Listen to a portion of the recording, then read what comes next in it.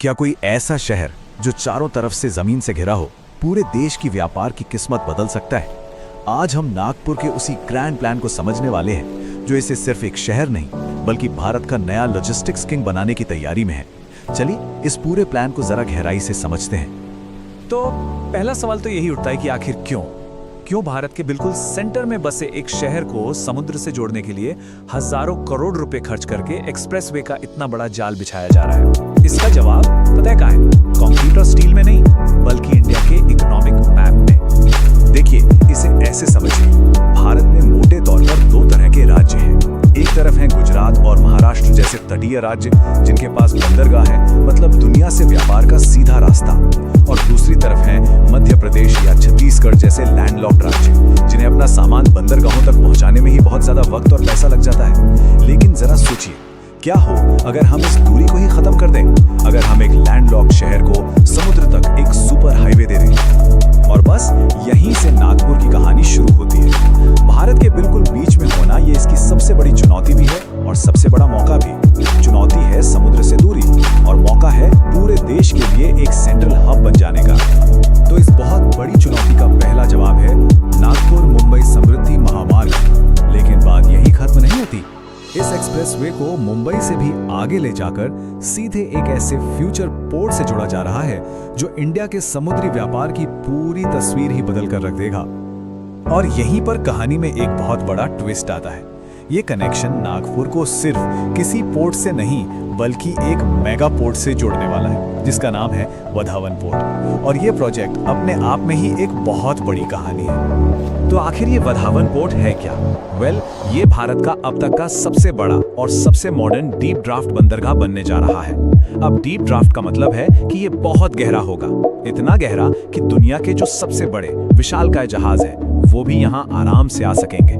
अब जरा इन नंबर्स को देखिए, क्योंकि ये सच में कमाल का है।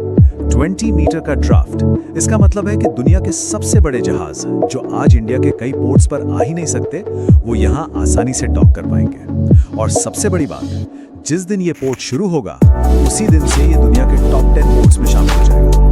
मतलब ये कोई छोटा मोटा अपग्रेड नहीं, ये एक जबरदस्त छलांग है। अगर अभी इसके साइज का अंदाजा नहीं लग रहा है तो इस चार्ट को देखिए। ये जो बार है ये वधावन पोर्ट की कैपेसिटी दिखा रहा है। ये भारत के आज के सबसे बड़े पोर्ट जेएनपीटी से ठीक 3 गुना ज्यादा है। जी हाँ, 3 गुना। मतलब ये अकेला पोर्ट भारत की ट्रेड कैपेसिटी को कई गुना बढ़ा देगा। और जैसा कि महाराष्ट्र के उप मुख्यमंत्री देवेंद्र फडणवीस ने कहा है, ये कनेक्शन सिर्फ एक सड़क नहीं है, ये कनेक्टिविटी को एकदम बदल देगा, ट्रैवल टाइम को बहुत कम कर देगा और पूरे रीजन की लॉजिस्टिक्स क्षमता को एक नए लेवल पर ले जाएगा। लेकिन रुकिए, कहानी सिर्फ वेस्ट की तरफ नहीं जा रही। नागपुर का जो मास्टर प्लान है वो इसे कई ज्यादा बड़ा है। ये एक 3-वे स्ट्रैटेजी है जो इसे हर दिशा से समुद्र से जोड़ने वाली है। तो ये है नागपुर का असली मास्टर प्लान। पश्चिम में वधावन पोर्ट के जरिए यूरोप और मिडिल ईस्ट के बाजारों तक पहुंच, दक्षिण में शक्तिपीठ एक्सप्रेसवे से गोवा के जरिए एक और ऑप्शन, और पूर्व में नागपुर विजयवाड़ा एक्सप्रेसवे के जरिए साउथ ईस्ट एशिया के ट्रेड रूट्स तक सीधी पहुंच। मतलब ये सिर्फ सड़कें नहीं, ये व्यापार के 3 नए सुपर हाईवे हैं जो नागपुर में आकर मिल रहे हैं। और इसका असर सिर्फ नागपुर तक ही नहीं रहेगा।